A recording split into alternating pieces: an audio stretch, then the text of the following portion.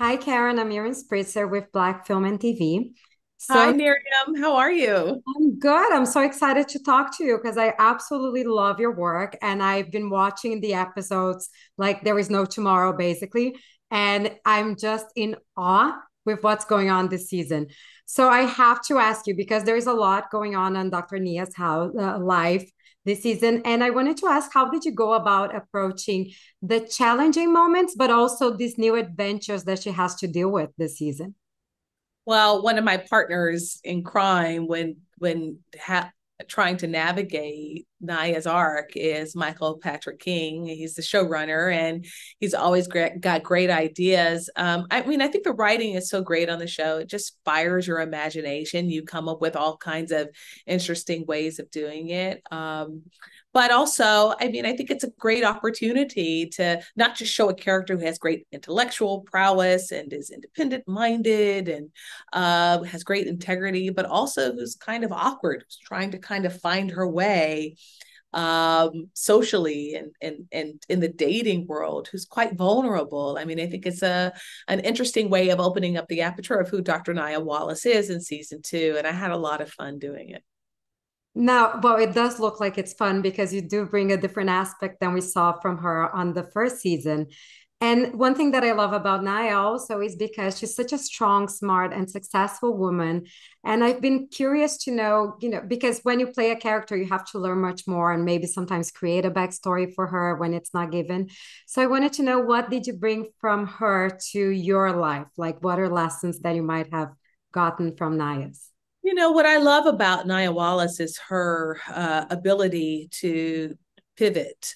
I mean, she's just really great with great confidence. If something isn't working for her, she just goes in the opposite direction. And I'm not often like that. I'll linger for a while in that area that isn't working out just to make sure. But she has this great strength of conviction and mind and going in the opposite direction.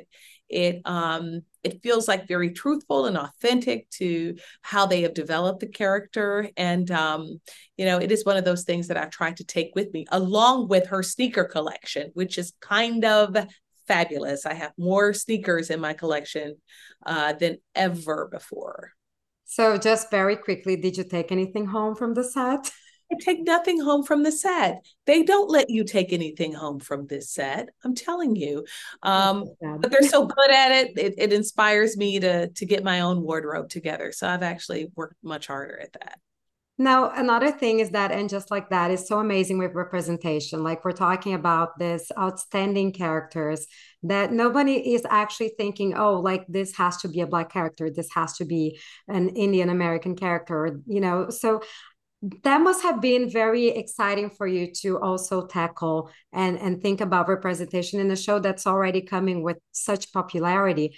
I wanted to know a little bit, what does it mean to you to take part on a project that is doing so well in that sense? Well, as an actor, what you really do focus on is the arc of the character. And what you want to be able to do is focus on that character like any actor would, a white actor, a Black actor.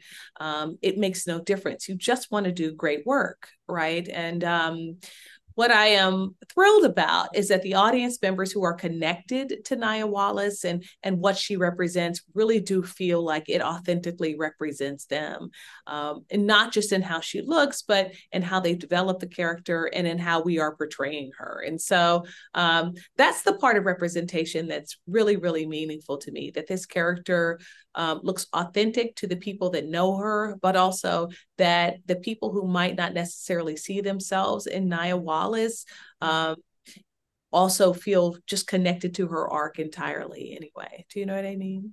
Yeah, and the arc is really outstanding. And I think one of the things that we have to talk about when we talk about Sex in the City and just like that is the role of fashion and how fashion also tells a story. And Naya, especially this season, as she's going through all these new things going on in her life, is wearing a lot of very interesting outfits. And I wanted to ask you, what was the most difficult or challenging or, out of your own character's personality costume to wear? Well, I think always when you're an actress, you're so self-conscious. It's always the lingerie scenes. Any scene where Nya's not wearing very much is always really tricky for me. Those are the ones where I'm the most self-conscious. It's hard to stay in the character because I'm also, I live in this body as well. um, but that's probably everything else. I mean, it's fitted to my body perfectly by the costume designers, Molly and Danny. I mean, it's such a benefit having them design the closet for the character because there's great continuity. They don't miss a beat. It's authentic to what this woman looks like. The fact that the hair department is so consistent with the braids and what they look like, which is really such a crown for women, but specifically for African American women. It's it's extraordinary fun, but it also is really great as an actor because you stay connected to the character all the time. And what was one that was the most fun to wear? Because we have seen this season that she does go through a personal adventure, but also her wardrobe kind of accompany her as she's going through this new spaces in her life. So I've been Yeah. wondering, like, what did she have fun wearing? It gets a little sexy, right? I think the fun thing was a cat suit at the Halloween episode. That was a lot of fun. It was a little revealing, made me feel a little bit self-conscious, but that was fun. Towards the end of the season, she wears a lot of really beautiful, wonderful things at her office at Columbia University. I mean, so many things to choose from, both season 1 and season 2. So And what would you like the fans to take from this season? Because I think the first season was already so groundbreaking, and now this new season comes in, and there was a lot of changes, a lot of things that women everywhere can take as an example. So, what would you like the fans to take from it? I'd like for them to honor the arc of all the characters on the show. I'd like for them to be more open to understanding not just what diversity means as far as women are concerned, but what diversity means as far as non-binary characters are concerned. One of my favorite characters is Che Diaz. And I feel that Sara Ramirez does such a wonderful job at portraying that character. So what I'm hoping for is a lot more space for them to explore what it means to be a woman in all its facets, and to allow themselves to connect with all of the characters from episode 1 through 11. And just to close up, if you could take one thing from the set or from the costumes, what would it be? I don't take anything from the set or the costumes. I leave Yeah. Nya's world with Nya, and then I go back to mine. It makes it easier to go back into it if we have a season 3. Amazing. Well, thank you so much. It was such a pleasure meeting you, and congratulations again on this outstanding work. Thank you so much. Thank you. Okay.